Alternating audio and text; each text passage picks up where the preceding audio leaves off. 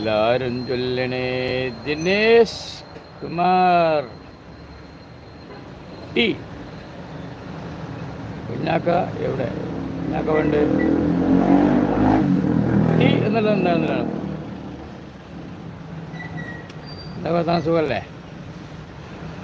അപ്പോൾ നമ്മളെ മോദി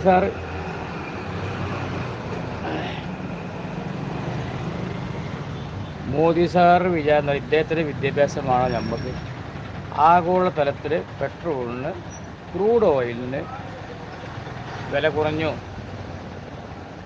ഒരു മെയിൻ ന്യൂസാണ്. ടോട്ടലി ക്രൂഡ് ഓയിലിന് വില കുറഞ്ഞിട്ടുണ്ട്.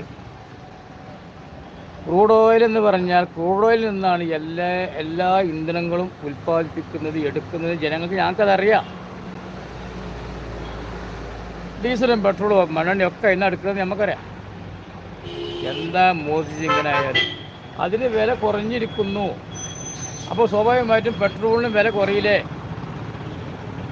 നിങ്ങളെന്താ ചെയ്തത്?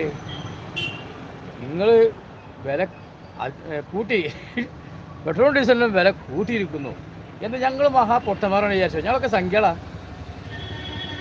അല്ല, ഇന്ത്യ മൊത്തം സംഖ്യകളാണോ?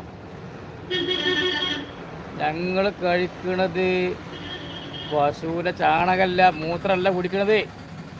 ഞങ്ങൾക്കറിയില്ലേ? ആഗോളതലത്തിൽ ക്രൂഡ് ഓയിലിന് വില കുറഞ്ഞാൽ പെട്രോളും ഡീസലിനും വില കുറയും എന്ന് ഞങ്ങൾക്കറിയാം. കാരണം ഞങ്ങൾ സംഖ്യകളല്ല. അവരോടല്ല ഇതൊക്കെ പറയേണ്ടത്.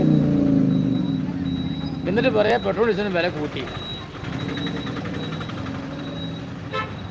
എന്താണ് ഇത്? അതിൽ കൂടി ഞങ്ങൾ കേരളം എന്ന് പറഞ്ഞാൽ ഇന്ത്യയിലെ ഏറ്റവും നല്ല വിദ്യാഭ്യാസമായിട്ട് മുന്നോട്ട് വെക്കുന്ന സംസ്ഥാനമാണ്.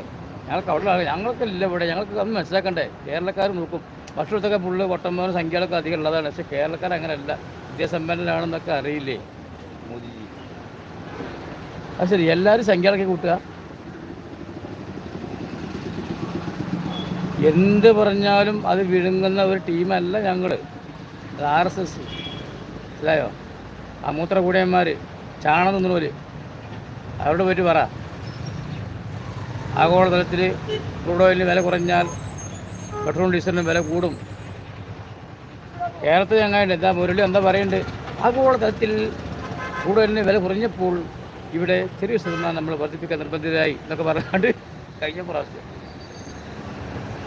ഉളുപ്പുണ്ടല്ലോ, ഉളുപ്പ് ഇത്ര വലിപ്പുണ്ടല്ലോ. നിങ്ങൾ അധികാരത്തിൽ കയറുമ്പോൾ പെട്രോളിൻ്റെ വില വെറും 65 രൂപയാണ്. അറിയോ? 10 വർഷം മുന്നേ. ഇപ്പോൾ എവിടെ എത്തി? 100 രൂപയും കടന്നിപ്പോൾ ലിറ്ററിന്. അത് കുറേ പറഞ്ഞ് പിന്നെ അധിക പൈസയൊക്കെ ഞങ്ങൾ കക്കൂസ് കൊടുക്കും, ശുചിമുറി നാളത്തൊക്കെ. ശുചിമുറി ഉണ്ടാക്കണേ ആയിപ്പോയി തൂറാൻ പോകണേ, അത് തിന്നാൻ വേണ്ടേ മനുഷ്യന്മാർക്ക്? വല്ലാതെ ജാതി അടിച്ചമർത്തിയ ഒരു ഭരണം, അല്ലെങ്കിൽ അടിച്ചമർത്തിയിട്ടുള്ള ഒരു നിയമരീതി ഇതാണ് ഇപ്പോൾ നമ്മൾ കൊണ്ടുപോകണത്. നമ്മളെന്തിനെ കൊണ്ടുപോകണത്? അറിവില്ലവർക്കും ഒന്നും സംസാരിക്കാനോ അതിൻ്റെ നിലപാടില്ല, പറയാൻ കഴിയില്ല. അതിൻ്റെ കാര്യമില്ല.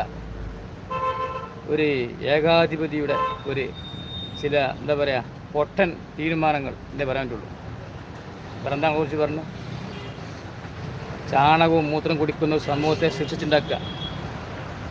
അവർക്കൊന്ന് പറഞ്ഞു കൊടുക്കുക, അവർ ശിക്ഷിച്ചെടുക്കുക.